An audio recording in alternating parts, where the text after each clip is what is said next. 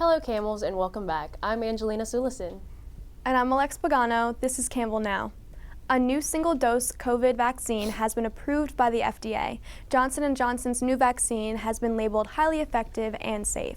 The vaccine has an 86% chance success rate and no significant concerns. As Americans try to move on after the January 6th attack on Congress and the Capitol building, the price of repairs will cost millions. An architect told the House of Appropriations Committee today that Americans will have to shell out more than $30 million to repair the damage.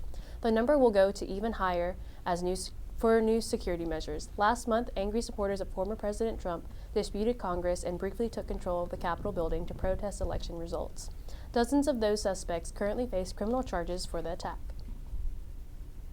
COVID-19 case numbers are heading in the right direction both nationally and in the state of North Carolina. This has allowed Governor Roy Cooper to move forward with easing restrictions. School sporting events may be able to increase capacity from 25% to 50% if the House Bill 128 is passed. Restaurants would be able to remain open after 10 p.m., and in early February there were 61 countries listed for COVID-19 hotspots. Those numbers are currently down to 27. The state has reported the lowest number of new infections since November.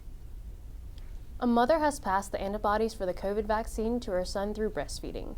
Research had already found that the antibodies could be passed through breast milk. However, there is a question of whether or not the vaccine is safe for breastfeeding mothers. Research on the issue is being conducted in Charlotte. Golf legend Tiger Woods is currently in the hospital due to a car crash. He was the only person inside the car and suffers from mid-leg injuries. He is currently undergoing surgery and is expected to be back on the course soon. Campbell's engineering program has something to celebrate this week. Sophomore Joshua Murray led a team of international students while creating a portable, soundproof mask. His team was one of 3 to win at the Global Student Competition Innovative for Sustainability Challenge. Murray's team included other college students, all from different countries. All of the project's work was done remotely, and the team members have never met in person. Finally, tonight, Campbell has a substantial role in a new movie starring Benedict Cumberbatch. Campbell Law, in particular, is mentioned as Cumberbatch's character works with detainees at Guantanamo Bay. English professor Dr. Ken Moorfield recently wrote an article about the movie and talked with Campbell Now reporter Drew Ellis about it. Good afternoon, Campbell Now. My name is Drew Ellis, and I'm here with Dr. Kenneth Moorfield, who is a professor of English at Campbell University. Dr. Moorfield, welcome. Thank you for doing this interview with me. Thank you for having me, Drew. So we're going to talk about this movie that Campbell has premiered or is featured in. Can you give us the name of the movie and then the premise of it? So the name of the movie is The Mauritanian, and it is an adaptation of Guantanamo Diaries, which is the true life story of Mohamedou Slahi, the Mauritanian, who was transported and tortured at Guantanamo Bay and was eventually released, in part because of a decision made by Stuart Couch, who I interviewed for Christianity Today, to decline to prosecute Slahi because confessions that he signed were obtained through torture. Okay, and without giving out any spoilers, what did you like best about the movie? Well, the thing I liked best about the movie, and the reason I wanted to sort of pursue writing about it, was that it was a very strong and positive portrayal of a Christian character. There's a sort of pervasive stereotype these days in Hollywood that Hollywood is anti-Christian or likes to portray Christianity in a bad light. And then when you hear the movie is about a Muslim who is tortured in Guantanamo Bay, sort of expecting Christianity to come off very poorly.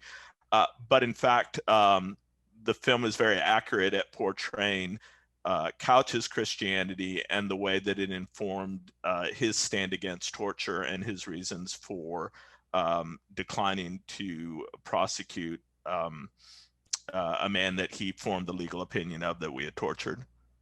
Okay, and so I'm pretty sure that all Campbell students want to know, but how much exposure does Campbell get in the actual movie?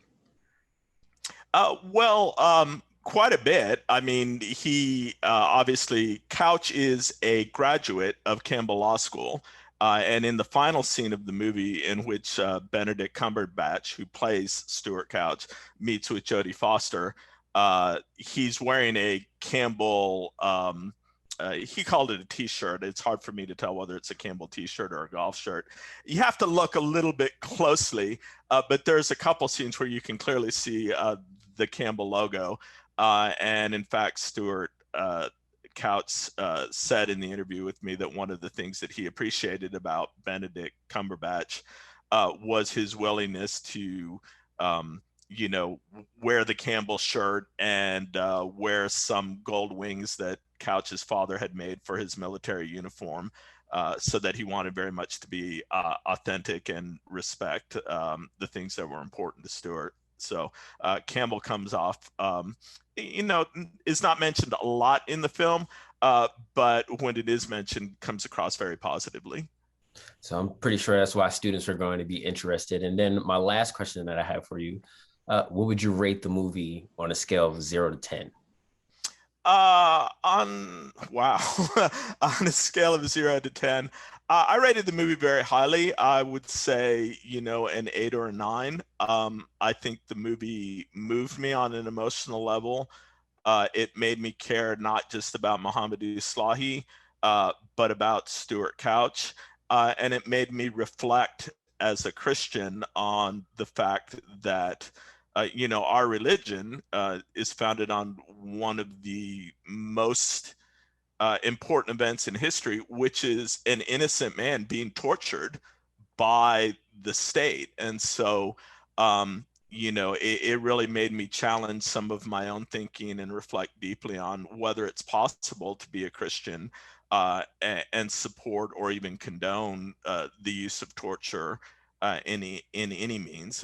So I think any film that can really make you reflect deeply about your own faith and about your own religion is more than just an entertainment. It's very positive, and I recommend it. All right. Well, that's good to hear, Dr. Moorfield. Thank you very much for doing this interview with me. We hope to see you again on more movie reviews that involve Campbell. But until next time, thank you again, and we appreciate it. Thanks, Drew. That's all we have for today. I'm Alex Pagano. And I'm Angelina Sulison. This is Campbell Now.